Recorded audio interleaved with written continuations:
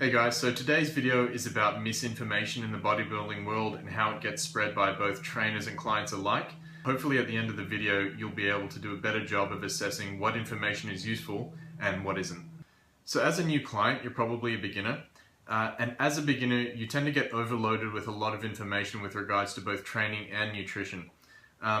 Particularly if you're a casual gym goer, you're probably not going to go out and cross-reference everything that a trainer gives you. You're not going to go out and research every piece of advice that he gives you to make sure that it's correct. So what clients tend to do is they tend to put a lot of trust into the trainer that they have, which is reasonable to do. You think that this person's a professional, they work in this industry, they've got a certificate or a formal qualification, therefore whatever they say must be true, right? Well, there's a big problem with this. First of all, it's pretty easy to become qualified as a personal trainer. Some courses you can do in a matter of weeks. I'm not sure how long, but it's certainly not particularly strenuous. And the same goes for any other academic qualification. So I did a 3-year bachelor's business degree and I can confidently say I didn't know a hell of a lot at the end of it. So what does this mean? How do clients actually judge their trainers? One of the first things that you'll do is you'll look at someone's physique and you'll say, well, they've got a great physique, therefore they must know what they're talking about and whatever they do must work. I'm going to listen to anything that person says. So there's some pretty big issues that come up when you judge information like this. So one of the classic examples I use is someone like Phil Heath. So Phil Heath is Mr. Olympia, arguably the best bodybuilder in the world. So you'd think that someone like that probably knows what they're talking about. You can probably trust what they say.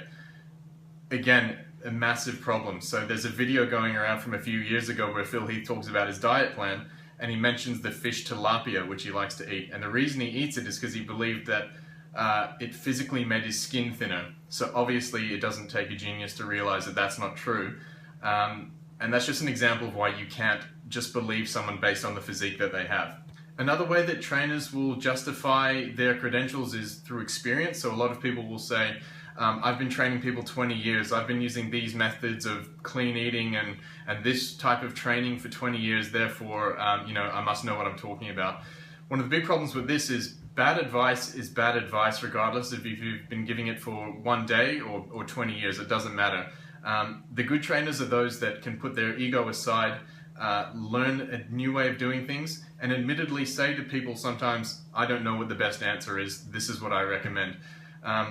If you have an ego, it's going to stop you being able to accept where you need improvement and in the end improve your base of knowledge. So how else does bad information get spread? So one of the big issues that you have is people don't really know how to think critically. They don't know how to take in information and go through a process to logically think about whether or not what they've just been told is correct.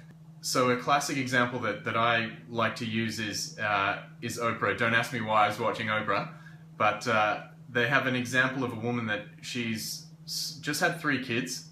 She doesn't do any exercise. She doesn't pay any attention to diet. She finds a trainer. She loses a whole lot of weight. And they ask her, oh, well, how did you get these results? So, for example, she might say, I ate no carbs after 5. I only did fasted cardio. And I ate clean foods. So what people see is they say, well, she followed these 3 rules. She got this positive result. Therefore, all 3 of the rules worked.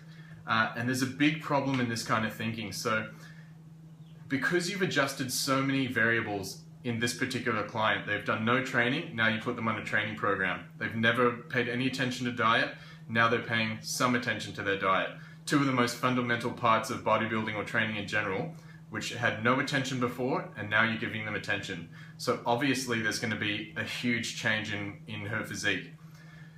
You can't assume that all of the rules that you followed worked. The reason being, you've had no constant base to work with. You've had no steady nutrition and training program. Therefore, you can't distinguish which one of these 3 variables has worked.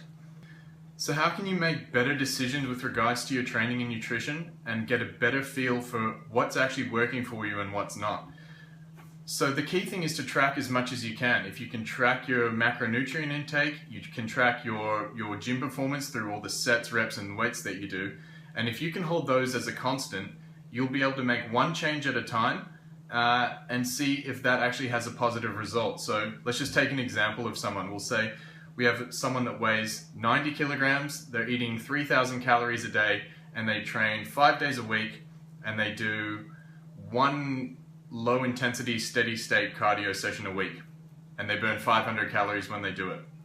So they want to know, does high intensity interval training work better for me?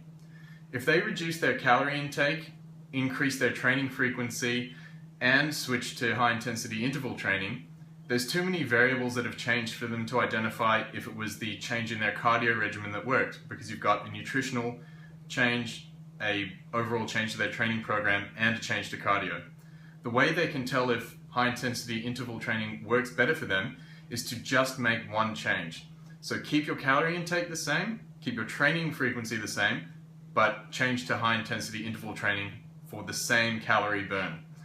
If this person's weight begins to decrease, they can say, well, everything else was held constant and I started getting a positive result when I changed my style of cardio. Therefore, high intensity interval training works better for me. So the main takeaway from this is the more that you can track and that you measure with regards to your training and nutrition, the better you can assess the effectiveness of the changes that you make. So that's it for the video, guys. If you like the video, please leave a like, subscribe to the channel, and leave a comment if you have any questions. So hopefully you found this video useful. I'll see you next time.